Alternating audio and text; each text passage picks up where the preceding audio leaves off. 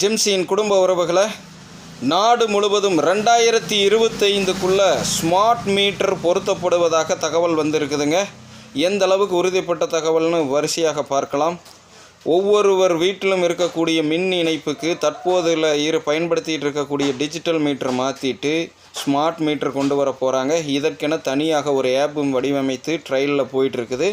அதாவது current bill reading எடுத்த உடனே உங்களுக்கு எவ்வளவு காசுன்னு உடனடியாக வந்துடும். அதோடு மட்டும் இல்லாது அந்த ஆப்லேயே நீங்கள் பார்த்தீங்கன்னா பதிவு செய்து கொள்ளலாம். உங்கள் வீட்டில் என்ன புகார், சரியாக கரண்ட் வருதா வரலையா, ஸோ அதை உடனே ஒரு அதிகாரி கண்காணித்து அதை உங்களுக்கு கூடிய விரைவில் நிவர்த்தி செய்து தந்தாகணும். ஸோ இது மூலியமாக லஞ்சம் தவிர்க்கப்படுவதாகவும் தகவல் சொல்கிறாங்க.